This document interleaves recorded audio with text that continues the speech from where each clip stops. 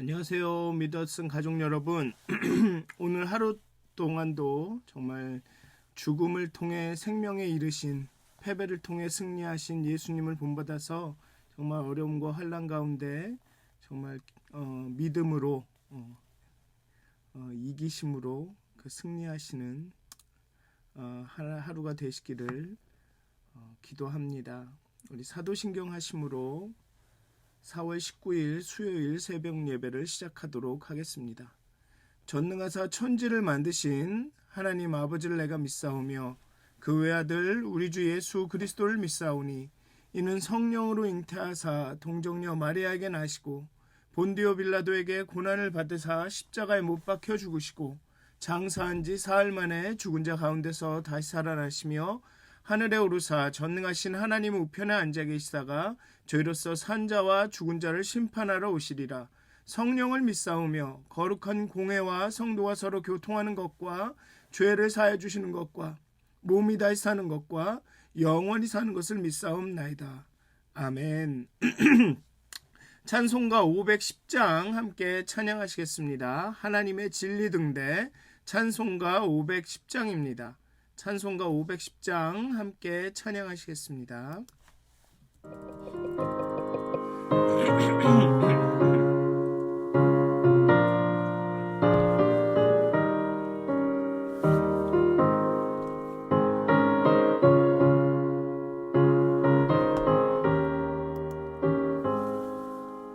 하나님의 진리 등대 길이 빛나니 우리들도 등대되어 주의 사랑 비추세. 우리 작은 불을 펴서 험한 바다 비추세. 물에 빠져 헤매니 건져내요 살리세. 죄의 마음은 깊어가고 성난 물결 설렌다. 어디 물빛 없는가고 찾는 물이 많구나. 우리 작은 불을 켜서 험한 바다 비추세. 물에 빠져 헤매니 건져내요 살리세.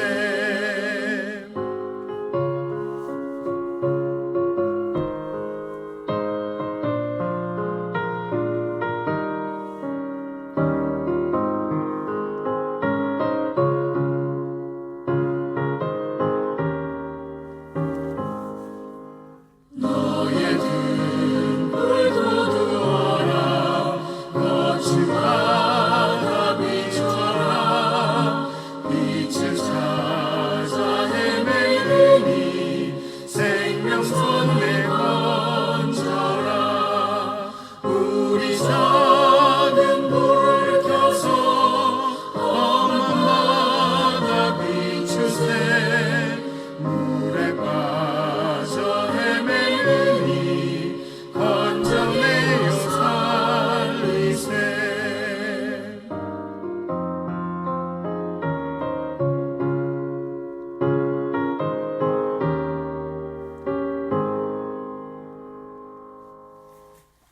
아멘.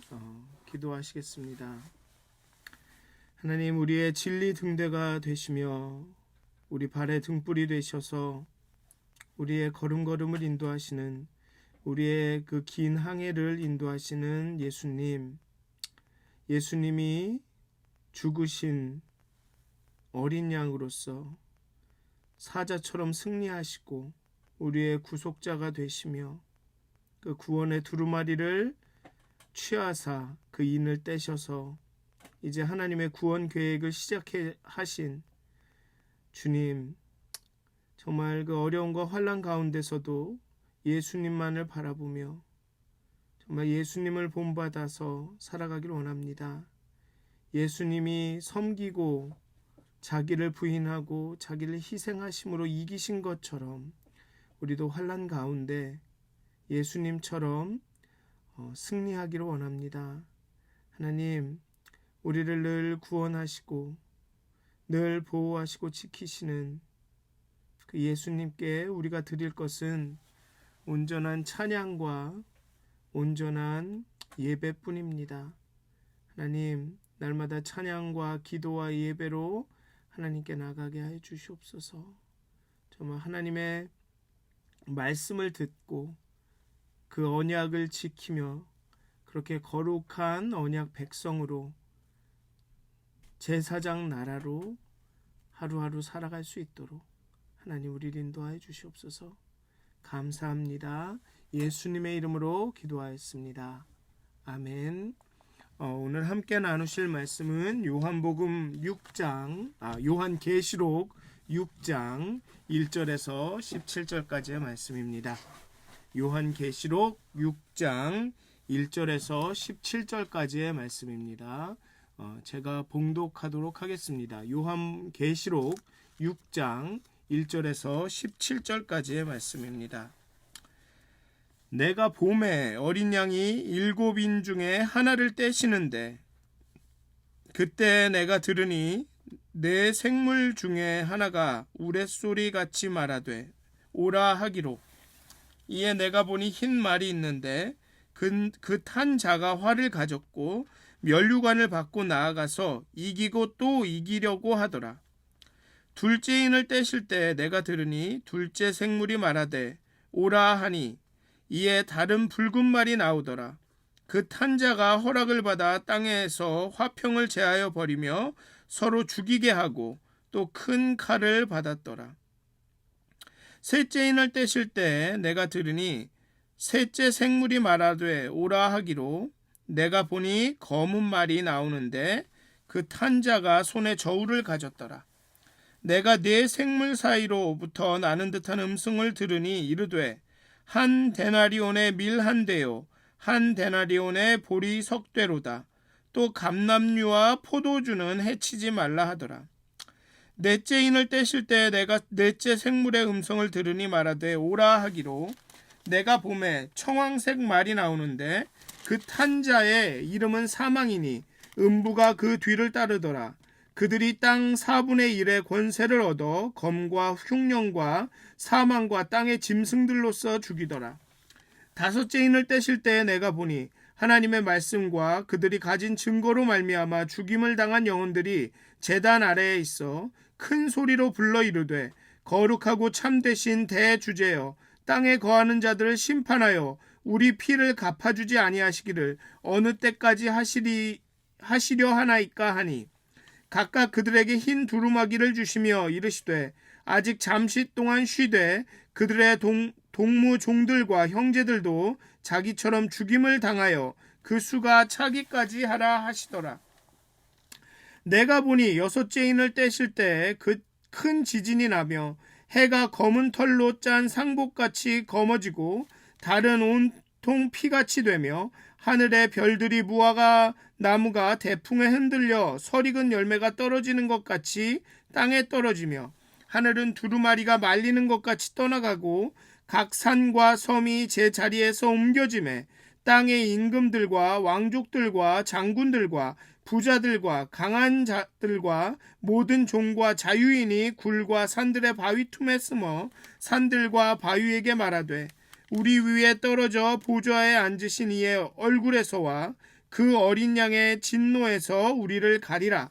그들의 진노의 큰 날이 이르렀으니 누가 능히 서리요 하더라. 아멘.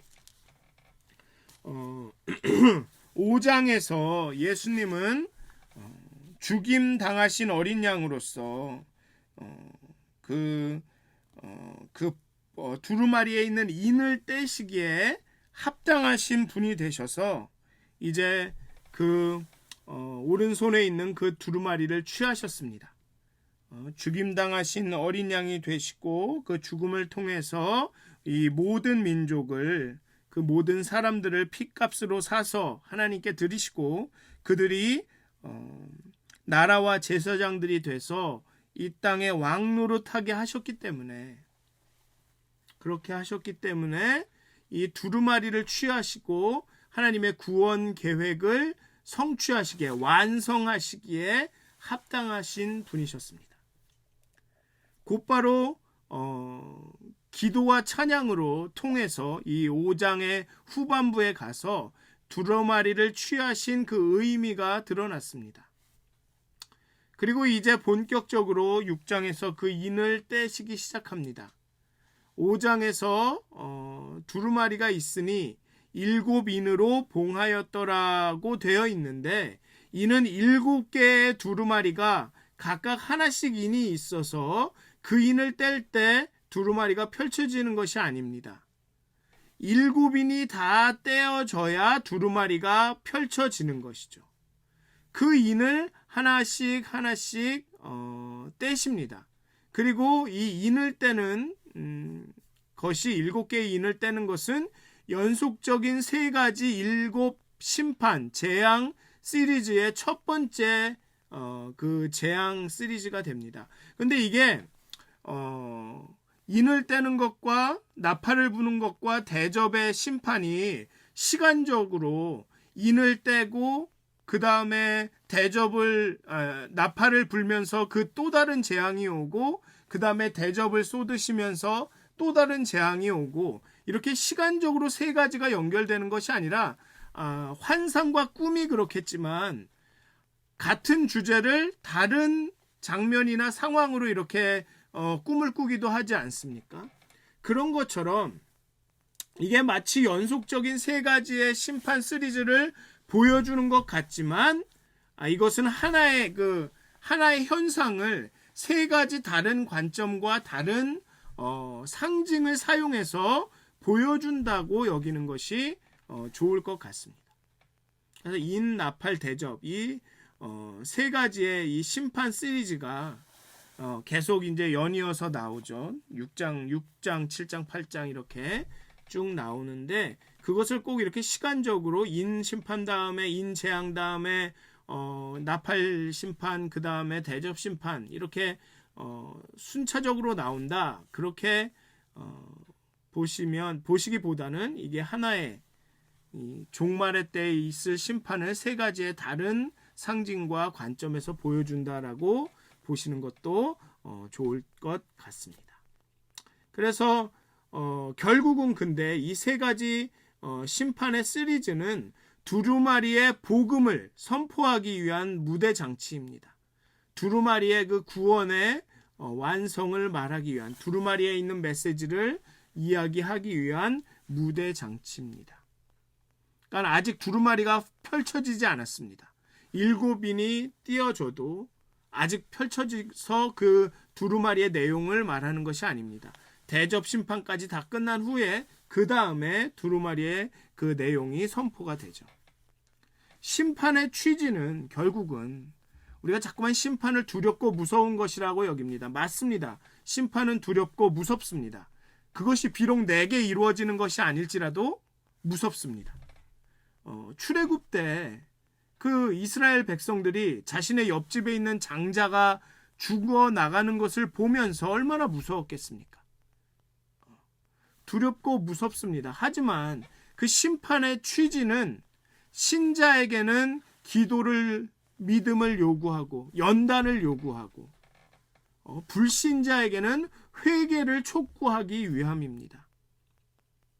결국은 요한계시록의 그냥 아주 단순한 심플한 메시지가 무엇이냐면, 믿는 자는 살 것이고 믿지 않는 자는 심판을 받을 것이다. 근데 아직 믿을 기회가 있다 이겁니다. 그게 요한계시록의 메시지죠. 그리고 박해와 핍박을 받는 교회에게는 너에게 구원이 온다. 종말이 와서 세상이 바뀌어서 너의 지금 당한 그 심판과 박해와 재앙이 신원되는, 그 억울함이 해소되는 그 날이 온다를 보여주는 거죠. 다시 말씀드리지만 재앙이라고 하면 두려움을 불러일으킵니다. 오늘 7인의 7인을 떼는 이 역에 나오는 재앙이나 심판을 봐도 두렵죠. 네 번째 재앙까지는 전쟁과 내란과 기근과 사망이 나옵니다. 얼마나 끔찍하고 다 피하고 싶죠. 누가 전쟁을 좋아합니까? 누가 내란, 내분을 좋아합니까? 누가 기근, 배고픔을 좋아합니까? 누가 죽기를 원합니까? 끔찍하고 피하고 싶은 것입니다.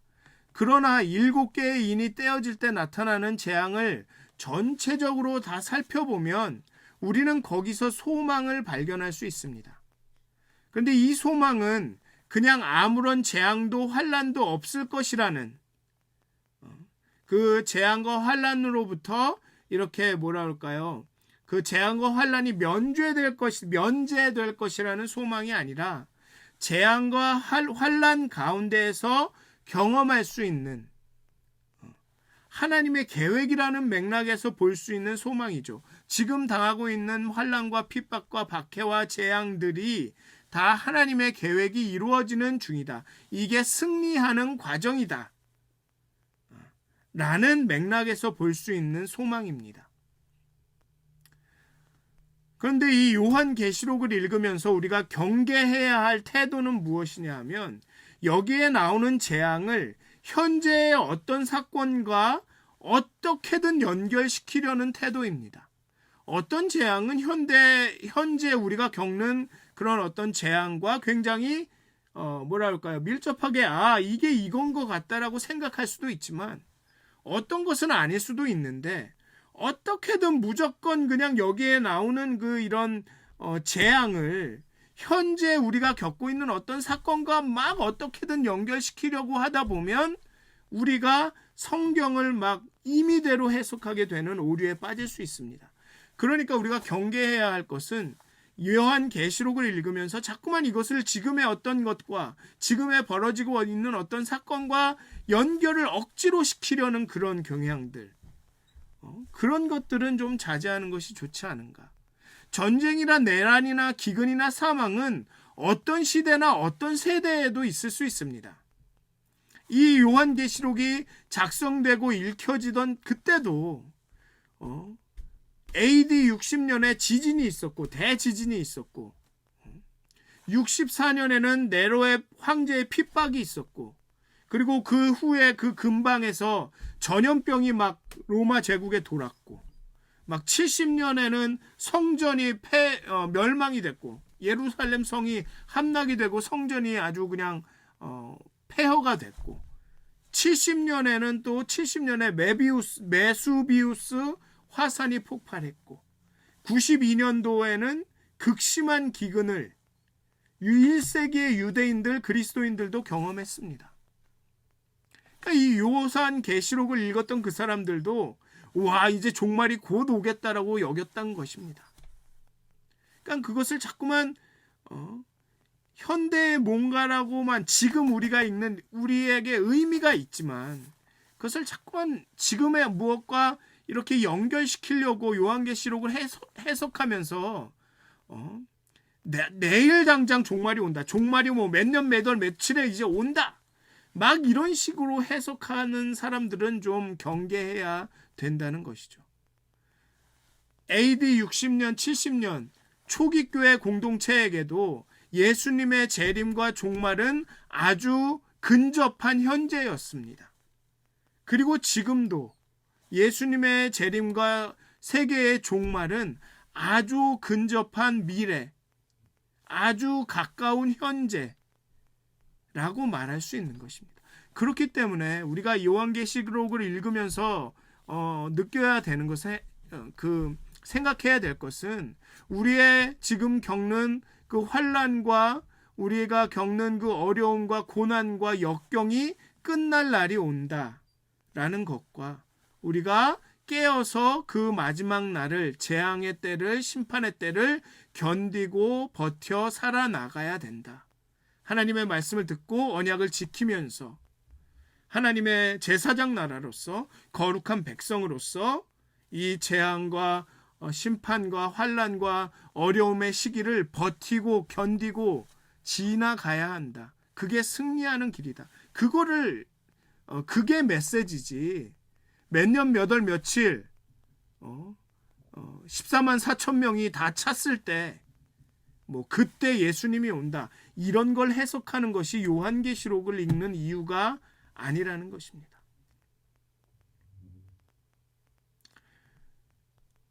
요한계시록은 로마 제국하에 박해받던 교회 공동체를 위한 서신입니다. 그들에게 위로와 격려와 소망을 주는 서신입니다. 그래서 현재도 세상과의 영적 전쟁을 수행하고 있는, 세상의 악과 우리의 신앙을 도전하고 있는 이 세상과의 영적인 싸움을 수행하고 있는 그리스도인들과 교회에게 위로와 소망을 주는 서신이라고 보는 것이 타당합니다. 물론 예수님의 죽음과 부활로 인해서 종말이 시작되고 있었다는 점, 종말은 현재와 아주 가까운 미래라는 점을 생각하면 현재의 어떤 사건과 이 재앙들을 연결시켜서 이제 바로 재림이 온다, 몇 년 몇 월 며칠에 재림이 있을 것이다 라고 말하고 싶은 유혹이 생기지만, 어디까지나 때의 문제는, 언제 오시느냐의 문제는 하나님께 있고, 또한 요한계시록의 핵심은 종말이 언제 오느냐가 아니라, 언제 어떻게 오느냐가 아니라, 이런 종말 가운데, 재앙 가운데 우리 그리스도인들은 어떤 관점과 어떤 태도를 가져야 하는가에 요한계시록의 핵심이 있기 때문에, 자꾸만 요한계시록을 그렇게 막 신비롭게 상징적으로 막 여기에 뭐 숫자가 뭐가 있고 뭐가 뭐를 어떻게 나타내고 무슨 어떤 게 역사적인 그런 거니까 뭐 몇 년 몇 월 며칠에 이제 내년에 뭐가 온다, 뭐 짐승의 표를 받는다, 뭐 베리칩이 뭐 666이다, 뭐 그런 해석은, 그렇다고 그걸 아예 무시하긴 그렇지만 그것을 완전히 신뢰하기에는 조심하는 것이, 차라리 내가 과연 그런 재앙이 올 때 우리 그리스도인과 교회는 어떤 관점과 태도를 갖고 그 재앙을 버티고 견디고 살아나가서 종국의 예수님이 오실 때 그 승리의 기쁨을 맛볼 것인가, 거기에 초점을 맞추는 게 더 건강하지 않는가라는 생각을 해봅니다. 어쨌든 또 서론이 많이 길어졌는데, 처음에 4개의 인을 떼었을 때 나타나는 재앙에는 공통점이 있습니다. 처음에 4개의 인을 뗐을 때, 첫째로 4생물 중 하나가, 그 보좌 주변에 있었던 그 4생물 중 하나가 오라라고 말합니다.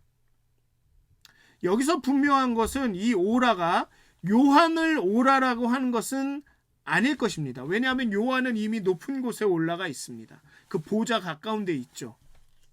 그렇다면 말 탄 자를 오라는 것일까? 그걸 수도 있습니다. 말 탄 자를 여기에 보면 오라고 하기로 이에 내가 보니 흰 말이 있는데 이렇게 나오죠. 둘째 인도 보면 오라 하니 이에 다른 붉은 말이 나오더라. 그래서 4생물이 오라라고 하는 것은 이 말 탄 자들, 말이 오라라고 한 걸 수도 있습니다. 그런데 앞에서도 봤듯이 이 4생물은 이 전체의 피조 세계를 가리킨다고 했습니다. 사람, 사자, 이렇게 독수리, 그래서 이 피조 세계를 대표하는 동물들이라 생물이라고 했는데, 그런데 이 말 탄 자들은 이 피조 세계를 파괴하러 옵니다. 그 피조 세계를 대표하는 이 생물이 자신을 파괴하는 자를 오라고 초청하는 것은 좀 이치에 안 맞지는 않습니다만 좀 어색하기도 할 것 같습니다. 그래서 여기서 오라라는 이 오라는 요한계시록의 마지막에 내가 진실로 속히 오리라 하시거늘 아멘 주 오시옵소서와 같이, 또 1장 7절에 요한계시록 1장 7절에 보면 볼지어다 그가 구름을 타고 오시리라와 맥락을 같이 해서 구속자 되신 어린 양을 초청하는 오라라고 생각하는 것이 어떨까? 물론 그것이 이제 말이 오는 것을 통해서 이루어지기 때문에 그것도 또 말을 초청하는 것으로도 볼 수 있지만, 궁극적으로는 우리의 구속자 되신 어린 양을 초청하는 오라 라고 생각할 수도 있는 것 같습니다. 또 여기 어떻게 예수님한테 오라라고 반말을 하냐 뭐 이러는데, 이거는 번역된 거니까, 헬라어를 번역한 것이기 때문에 이게 뭐 왜 반말, 예수님께 반말을 할 수 없다 뭐 이렇게는 생각 안 하셨으면 좋겠습니다. 그러니까 말을 오라라는 것도 할 수 있지만, 궁극적으로는 말이 오고 그 다음에 재림 예수가 오기 때문에 궁극적으로는 예수님을 오라, 그 구속자 되신 예수님을 초청하는 오라라고 생각하는 것이 좋지 않을까 생각이 듭니다. 그리고 또 공통점은 무엇이냐면, 말탄 자들이 나타납니다. 4개의 인을 뗐을 때는 그 말탄 자들이 나타나서, 그리고 이 말탄 자가 재앙을 이끌거나 아니면 그 재앙이 오는 것을 확인해 줍니다. 어쨌든 앞에서 말씀드렸듯이, 이제 앞에서 본문을 읽었듯이, 첫째 인을 떼었을 때 흰말을 탄 자가 활을 가지고 면류관을 받고 나아가서 이기고 또 이기려 합니다. 흰말, 면류관 등을 봐서 여기서 나온 이 흰말을 탄 자가 요한계시록 19장에 나오는 흰말을 타고 오시는 어린 양 예수라고 해석하시는 분도 있습니다. 그런데 뒤이어 나오는 3개의 인을 떼는 그것과 연관된 재앙들이 3개가 연달아 오는 것을 봤을 때, 감안했을 땐 앞에만 예수님이 오시는 거고 그 뒤에 갑자기 재앙이 뚝뚝뚝 나타난다고 생각하는 것보다는 이 4가지 인과 이 심판과 재앙이 연결이 되었다고, 그래서 여기에 나오는 흰말을 탄 이 말을 탄 자가 이기는 것은 예수님이 승리하신 것이 아니라 그냥 이 전쟁을 하려고, 전쟁을 이기려고 막 전쟁을 여러 번 하는 그런 전쟁광에 대한 이야기다 라고 생각하는 것이 더 나을 것 같습니다. 그래서 어떤 분들은 여기서 흰말을 타고 오는 자가 예수님이고 면류관을 쓰고 오셔서 이기고 이기는 것이 예수님의 승리다라고 해석하는 분이 있습니다. 그런데 면류관은 어떻게 보면 이게 고난의 상징이죠. 십자가의 상징이죠. 그렇기 때문에 승리하신 예수님께는 어쩌면 잘 어울리지 않을 수도 있습니다. 그래서 여기는, 그리고 그 뒤에 나오는 3가지의 다른 재앙과 관련지었을 때 이게 4가지가 다 재앙으로 보는 것이 낫기 때문에, 그렇게 여기 흰말 타고 면류관을 쓰고 오는 사람은 예수님이라고 보는 것은 좀 아닌 것 같다. 그런 그리고 여기에 나오는 이 재앙은 계속 이긴다라고 하는 것은 승리에 목마른 전쟁광같이 전쟁을 계속 수행한다라는 의미로 보는 것이 적절한 것 같습니다. 그래서 전쟁이 계속 일어난다는 거죠.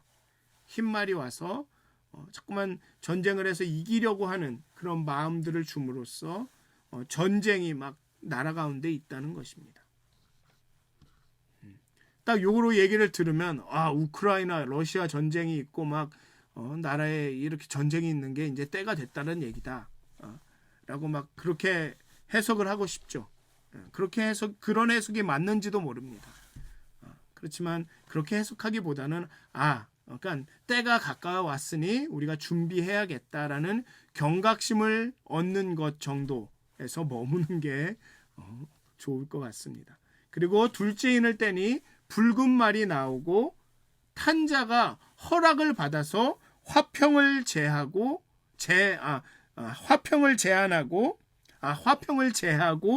서로 죽이게 합니다. 여기서 죽이다는 동사는 예수님과 예수님을 따르던 제자를 죽일 때만 사용된 단어입니다. 그래서 여기서 내란이 임하고 서로 죽고 죽이는 재앙이 임한다라는 이것을 이 국제적으로 분쟁이 되거나 아니면 내부 분열이 일어난다라고 해석하기도 하고, 아니면은 정말 순교자가 많이 생긴다. 왜냐하면 여기서 죽이게 한다라는 죽이다라는 동사가 예수님과 예수님의 제자들을 죽일 때만 사용된 동사이기 때문에 여기서 나오는 화평을 제하고 서로 죽인다라는 것을 나라들끼리 싸우고 내분이 일어나고 뭐 이렇게 양극화가 되고 서로 싸우고 뭐 이렇게 해석할 수도 있지만 순교자가 많이 늘어난다 라고도 볼 수 있다는 것입니다. 그리고 여기서 또한 허락을 받았다라는 표현이 나옵니다. 붉은 말이 나와서 그 탄 자가 허락을 받았다는 표현은 결국 전쟁과 내분도 지시하는 분이 하나님이라는 거죠. 하나님이 허락하셔야지 가능하다는 것입니다.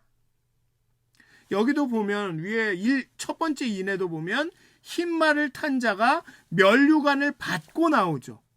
면류관을 자기가 갖고 나오는 게 아니라 누가 면류관을 줬습니다. 면류관을 받고 나오는 것입니다.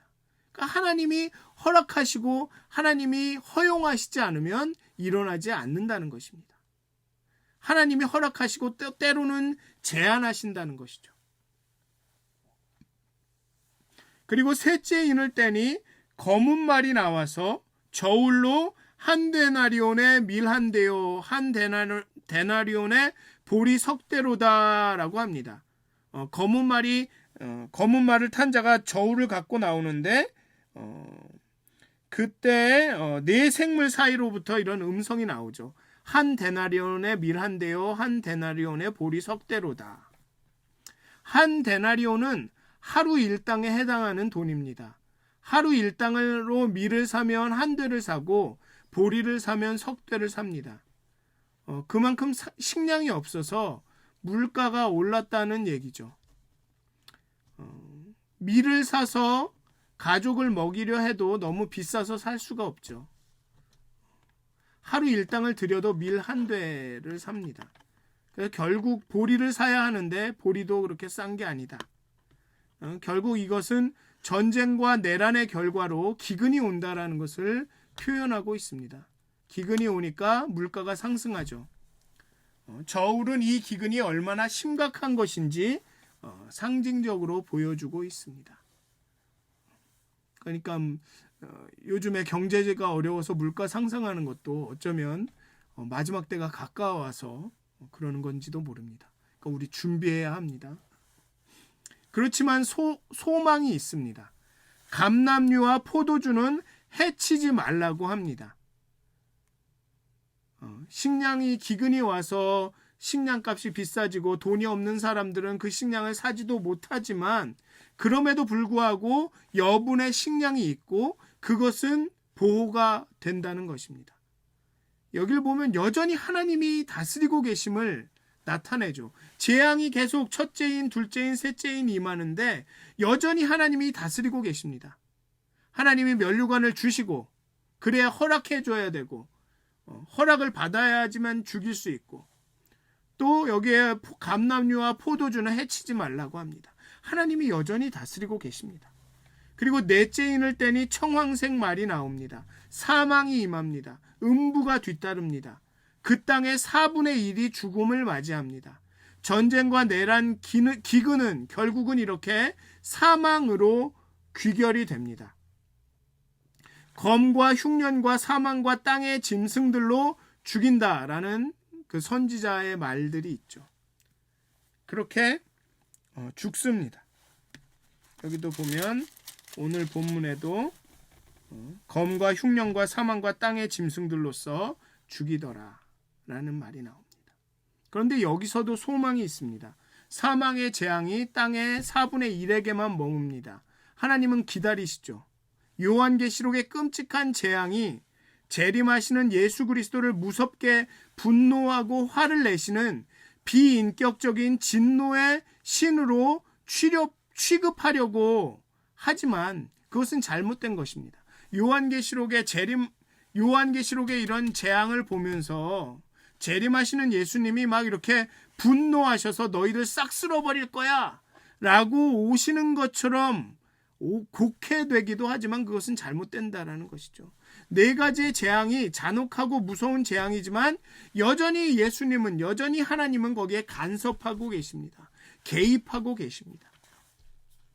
그리고 이제 5번째 인을 뗍니다. 하나님의 말씀과 그 말씀을 증거했다는 이유로 죽임을 당한 영혼들이 제단 아래에서 왜 우리의 피를 갚아주시지 않는지, 왜 악한 세상을 심판하시지 않는지, 왜 착한 사람에게는 맨날 악한 일이 일어나는지 알고 싶어 합니다. 항의합니다. 재앙이 하나님의 백성을 피해가지 않습니다. 전쟁과 내분과 기근과 사망이 하나님의 백성에게도 찾아옵니다. 또한 교회는 마지막 때에 그들의 믿음으로 인해서 순교하게 될 것입니다. 여기 보면 그들의 동무 종들과 11절에 보면 형제들도 자기처럼이라는 것은 예수님입니다. 자기처럼 죽임을 당하여 그 수가 차기까지 하라 하시더라.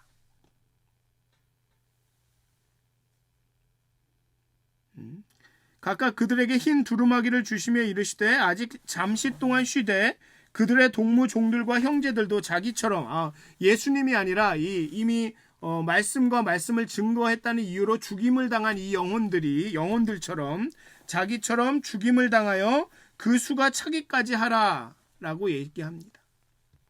그때까지 기다리라는 것이죠. 그 순교자의 수가 차기까지 교회는 박해와 죽음의 상황을 겪어야 합니다. 또 나중에 그 7장에 가서 얘기하겠지만 여기에 순교자의 수가 차기까지, 죽임을 당하여 그 수가 차기까지, 이 여기의 수와 이 7장에 나오는 인치심을 받은 14만 4천 명과 를 연결을 시켜서 순교자가 14만 4천 명이 와야지 된다. 그래야지 예수님이 재림한다. 아니면 14만 4천 명의 무슨 성도들을 모아야 된다. 이런 말이 나옵니다. 근데 사실은 그렇게까지 해석하기는 좀 억지스러움이 있는데 하여튼 그 순교자의 수가 차기까지 교회는 박해와 죽음의 상황을 겪어야 합니다. 재앙을 겪어야 합니다. 그때까지 기다리라고 하시죠. 여기 보면 흰 두루마기를 주시며 잠시 쉬고 있어라, 기다려라 라고 말합니다. 하나님은 불에서 구원하시는 분이 아니라 불 속에서 구원으로 인도하시는 분입니다.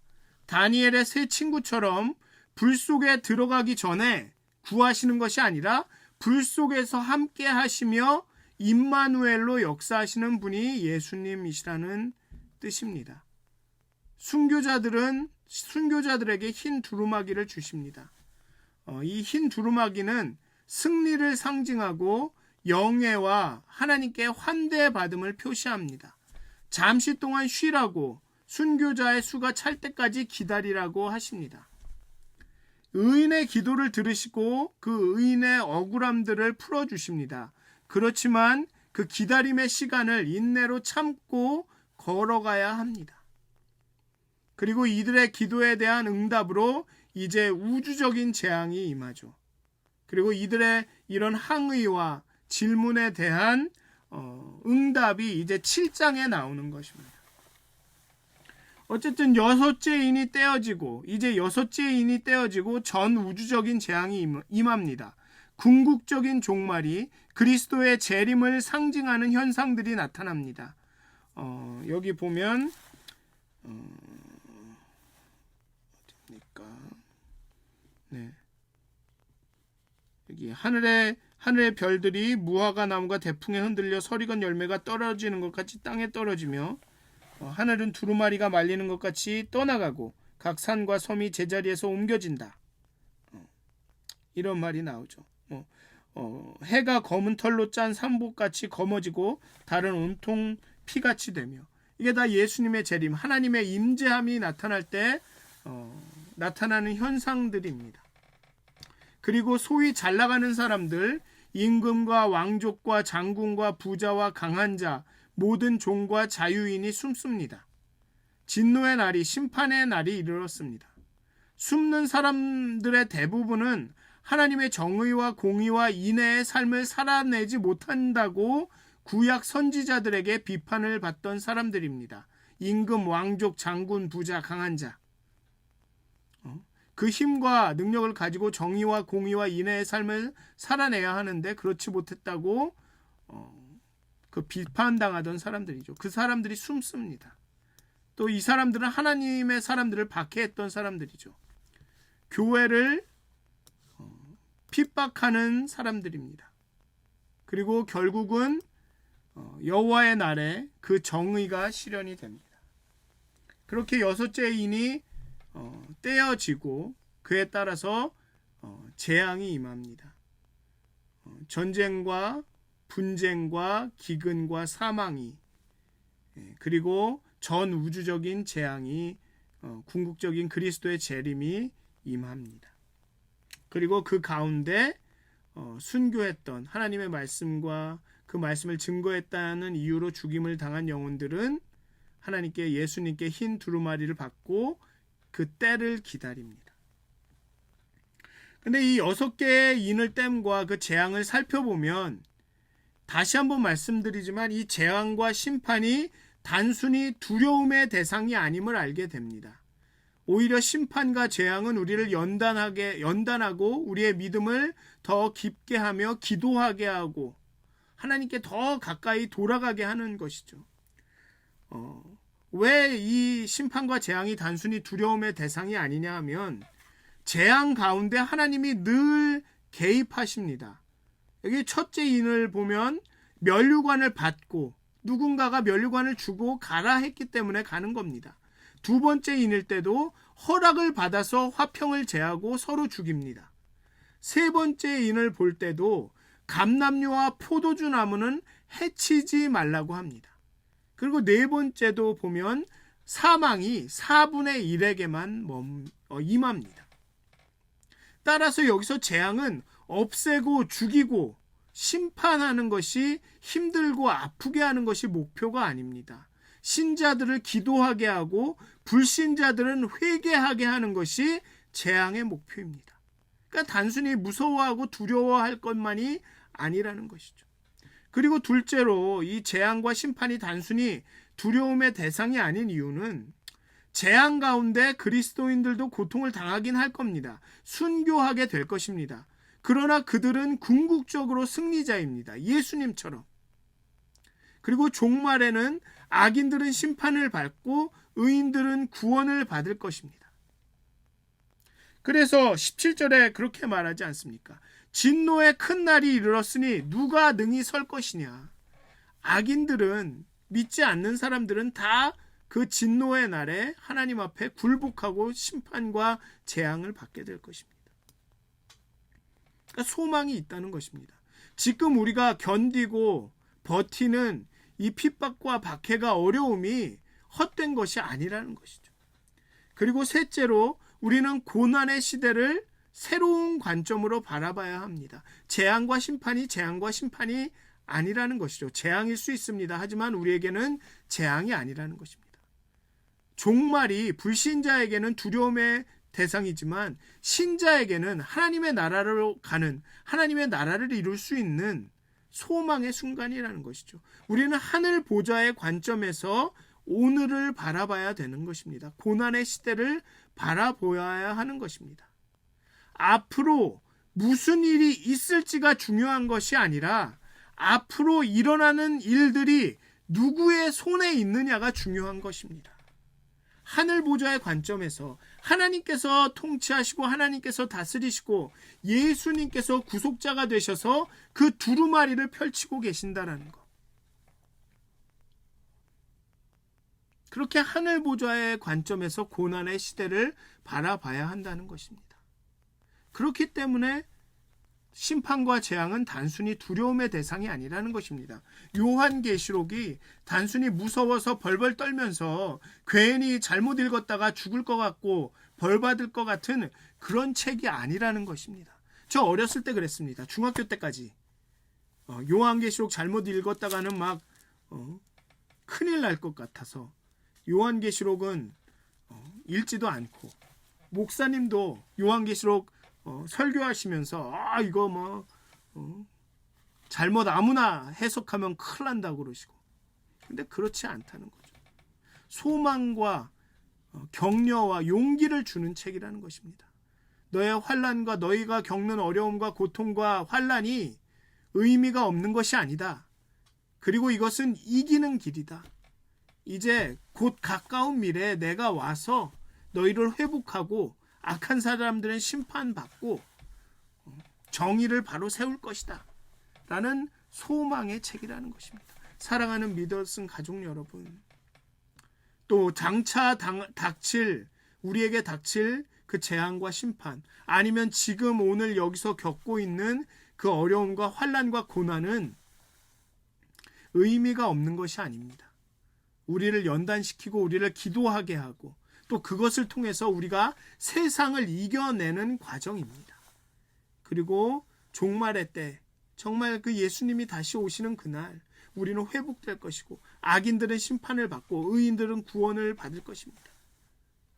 그러니 하늘 보좌의 관점으로, 하나님의 눈으로 이 땅을, 이 시대의 고난을 바라보셨으면 좋겠습니다.